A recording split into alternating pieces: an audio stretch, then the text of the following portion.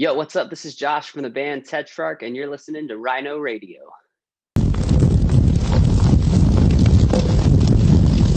Subscribe. Or of Rhino Radio, and today I have the pleasure of speaking to Josh of Tetrarch. How are you doing, Josh? I'm doing good. How about yourself? I'm very good. I'm very excited that you have the second album, Unstable, coming out in just a couple of days, Friday, the 30th of April. I'm guessing that it was a bit different than the release of Freak from 2017. Guessing everything around it.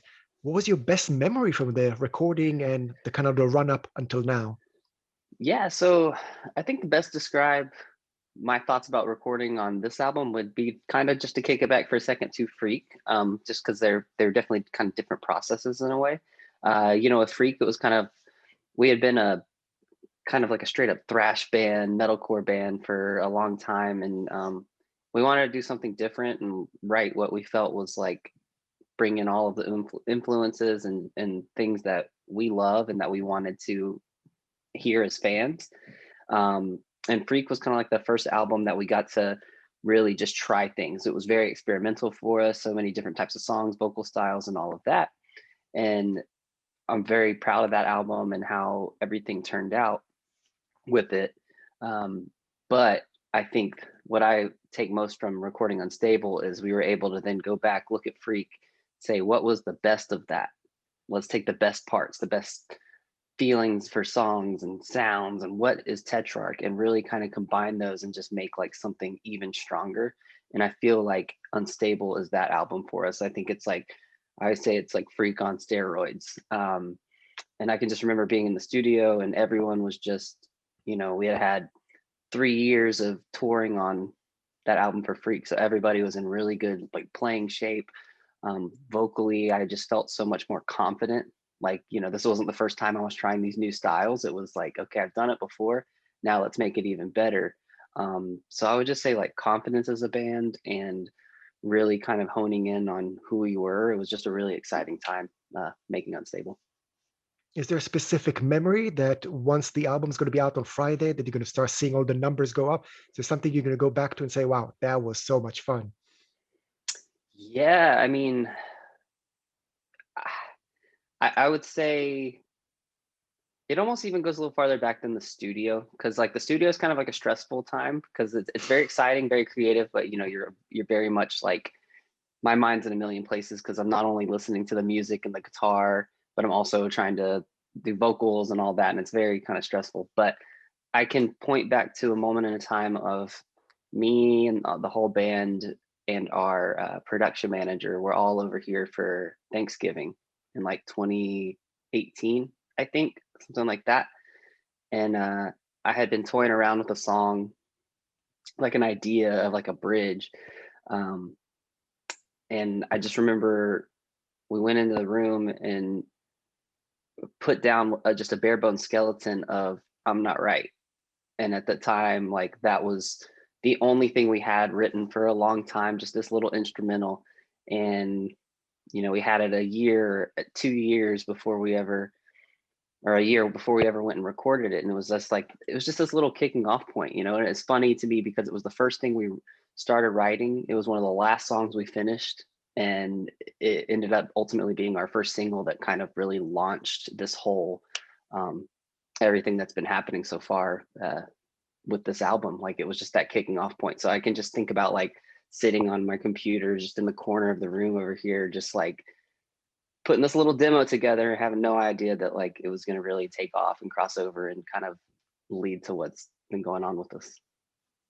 And if I'm not in the wrong, the majority of the album, if not all of it, was completed before Corona kind of started happening.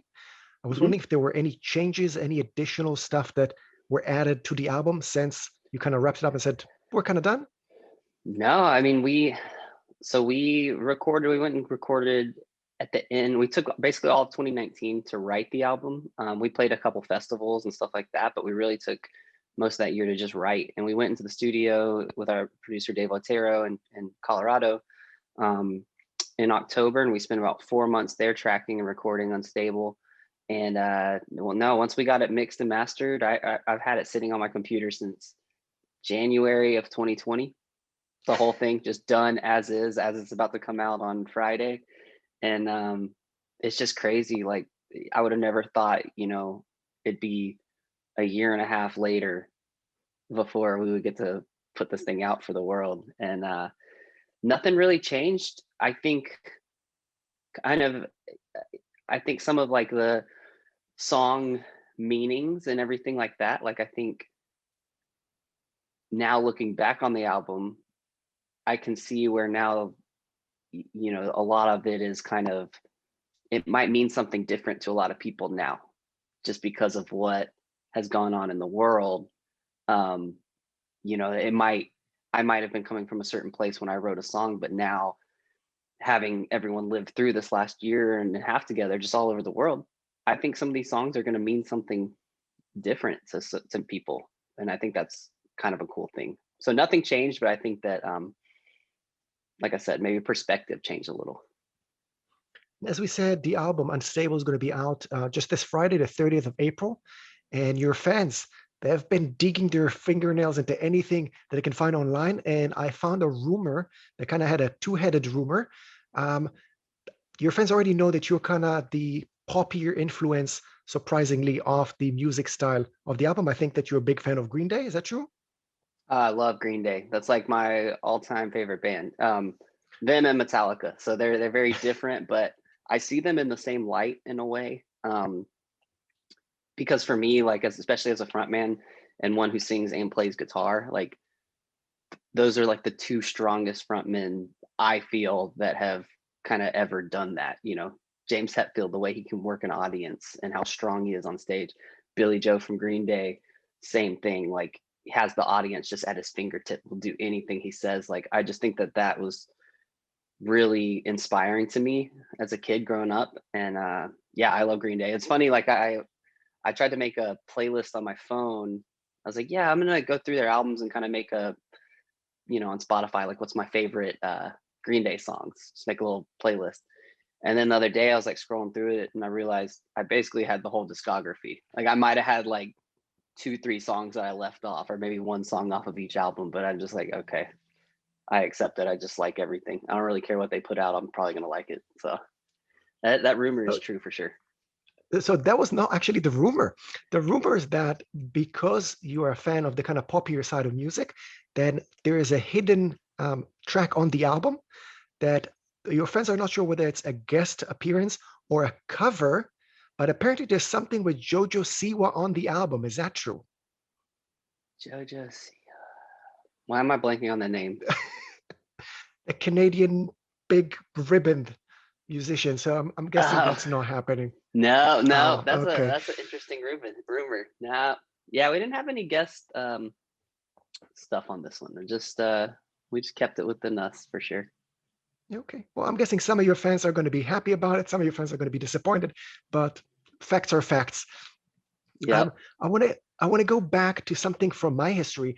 I was kind of at the heart of my teenage years when new metal started rising. I remember that Hybrid Theory was one of the first CDs that I bought. And now with your band rising as well, there's kind of a reignited discussion about new metal. Do you feel like there's a global change in the perception of rock? You know, I don't know. I feel like my best answer is maybe. I think that especially in rock and like and especially in metal, there was a time for the last, I would say probably like 10 years where it was almost who can be the heaviest, you know, who can have the darkest, craziest breakdown and just say the most obscene things, and like who can be the most technical, who can play the fastest. There was a lot of that going on. And I kind of feel like people are starting to want to hear, how do I say it?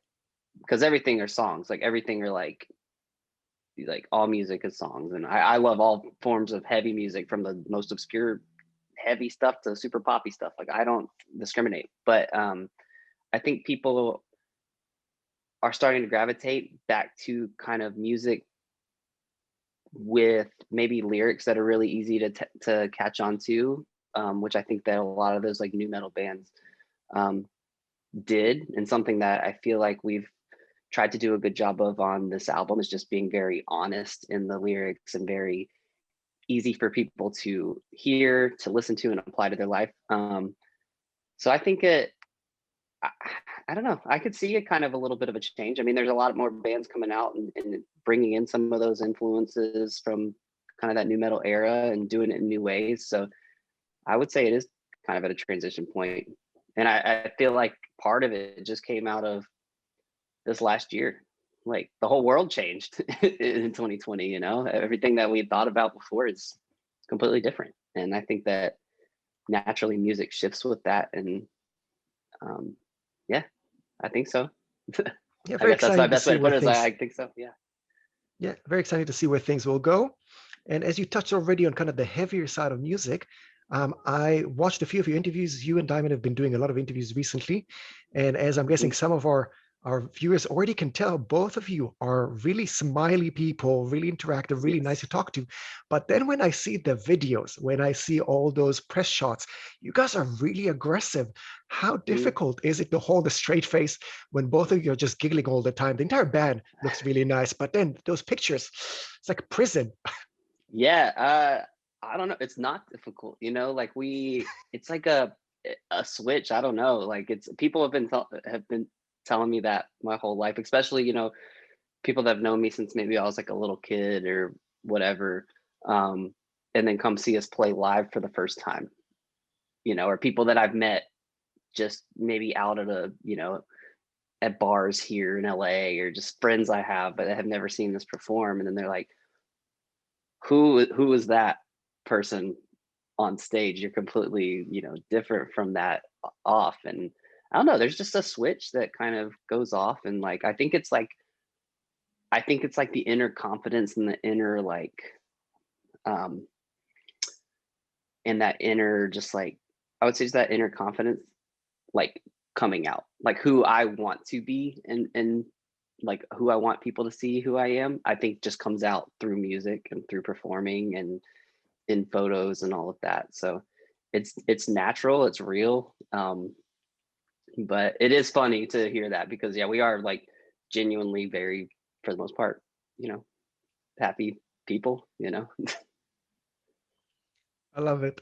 And I want to touch on that kind of weird switch with the perception, even with touching on the cover art. Both albums, Mhm. Freak and Unstable, have scary kids on them. So Yes. is it some sort of a touch to My Chemical Romance teenagers, or just something from being an adult and being scared of kids? What's the touch there? You know, I think to us there's nothing eerier or creepier than like a creepy kid. You know, like it's one thing for an adult to be, you know, in a and I'm not even like the album art's not necessarily like an insane asylum or anything like that, but you know, um, it's one thing for it to be like an adult in the photo, but whenever there's a kid that just seems a little bit off, it's like can make you a little more uncomfortable. And we just have always been kind of just thought it was super cool, and I think it fits with our band. Like, you know, the songs are always just a kind of about being that little bit off and not being the most normal. And yeah, I don't know. It wasn't planned. We weren't like, hey, let's have two creepy kid faces on the albums, but it just they ended up that way. And but we really we love the artwork and it fits really well with kind of our songs and some of the angst and aggression in the lyrics. So um yeah, it's just kind of one of those things that just has become part of what we do, I guess. So I'm going to wrap it up on kind of the same theme about your teenage experience. I'm guessing going through the picture books, there's definitely something that pops up and you think, what was I thinking between a funny hairdo or Mhm. style of clothing? Is there something specific that you would like to share with us that you're thinking, I should have not done that as a kid? Man, honestly, we just posted on our Instagram. If listeners want to go check it out, an old picture, like one of the first ones we ever have of like me and Diamond maybe being 14 years old or something like that, or took a picture up on our old drummer's parents' like balcony, just this brick house. Like we thought we were so cool. Like I think our drummer had these really bad sunglasses on. I just had like almost like a bowl cut, just brown shaggy hair.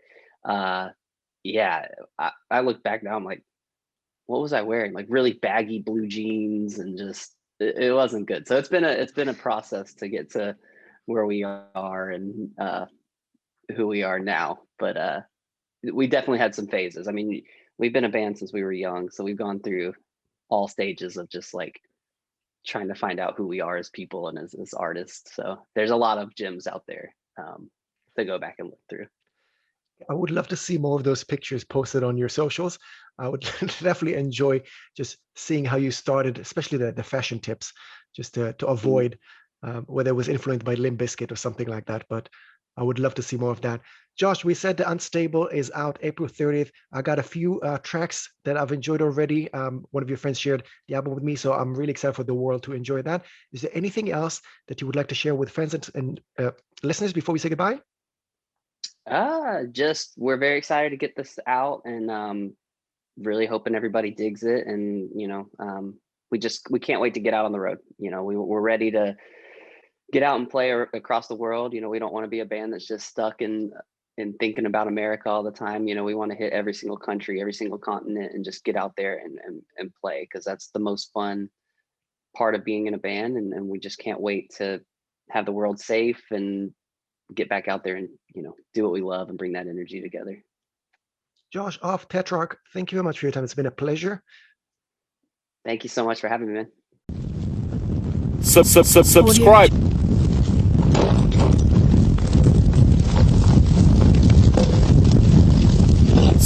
Subscribe.